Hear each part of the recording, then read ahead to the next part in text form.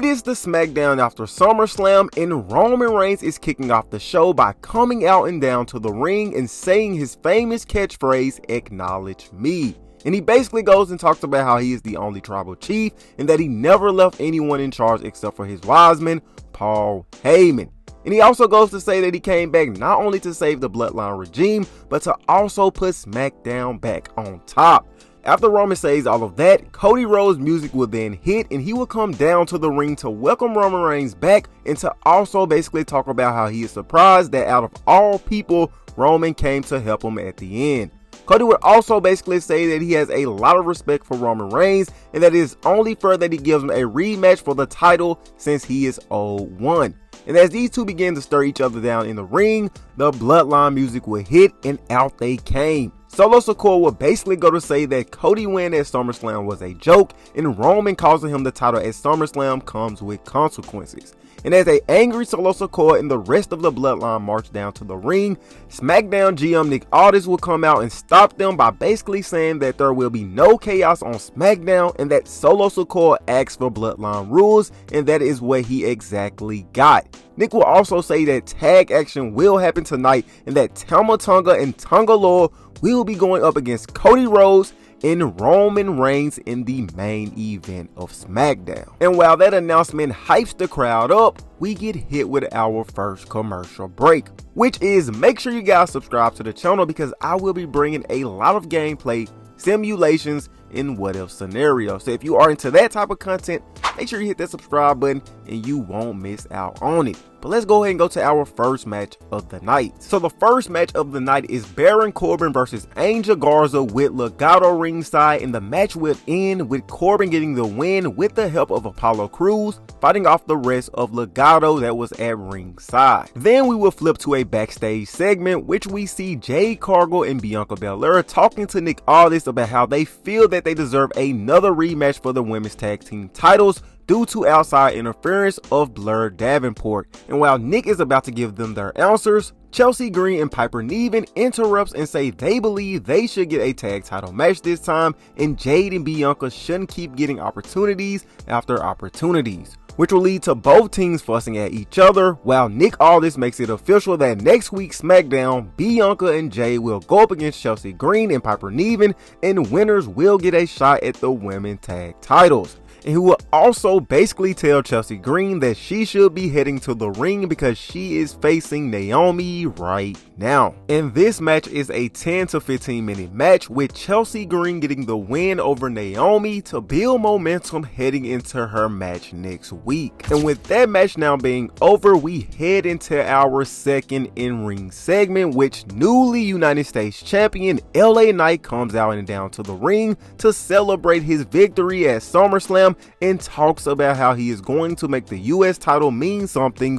once again. And as he basically says all of that, Carmelo Hayes' music would hit and he would come down to the ring to talk about how he feels he needed opportunity at the title since he was the first round draft pick. And as Hayes keep talking, Andrade music would hit and he will come down to the ring and basically say he beaten Hayes twice and he deserves a shot at the US title. Then all of a sudden we see a returning AJ Styles come out and say if anything he deserves a US title match since he took Cody Rhodes to the limit at Clash of the Castles, and also because he have unfinished business with LA Knight. And as everyone is basically talking over each other, LA Knight goes to say it doesn't matter who he faces because at the end of the day the results are going to be the same, with the refs saying and still your US champion, with everybody saying LA Knight. And as LA Knight leaves the ring, a brawl between Melo and Andrade occur, but AJ Styles wipes both of them out and stand tall at the end, which leads to next week's SmackDown being a triple threat #1 contenders match. Now transitioning to the third match of the night, we have DIY going up against the Street Profits in a 10 to 20 minute match,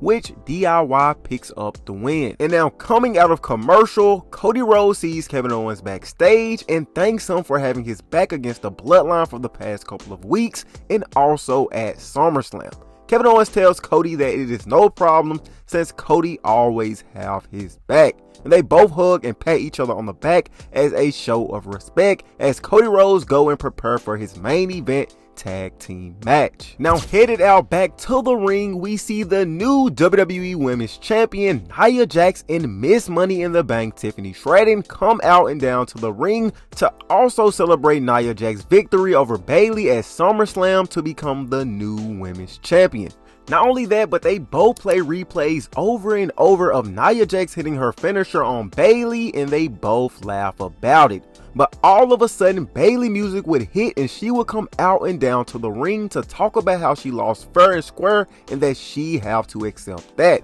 Bayley would also try to stir up the pot between Nia Jax and Tiffany Stratton by asking the WWE Truck team to replay the part where Tiffany Stratton basically tried to cash in her Money in the Bank briefcase on both of them, which if it wasn't for her, she would have most likely won the title and Nia Jax wouldn't be champion right now. Tiffany would then interrupt Bayley from talking and say it was a part of the plan to help Nia become the champion, but Nia is kind of questioning the cash in attempt because she say they didn't discuss anything about that. And this leaves Tiffany and Nia talking off mic while Bayley is now laughing. But the laugh would end there because Tiffany would hit Bayley with the briefcase and Nia would hit her finisher on Bayley once again, setting up Bayley and Tiffany for next week's SmackDown. Before we head into the main event, make sure you guys go ahead and hit that like button for me and also subscribe to the channel so we can keep this thing rolling. But anyways, let's get into this main event. Now it is the main event and the Bloodline are coming out first and are making their way down to the ring. Next, Roman music hits and he comes out and make his way down to the ring.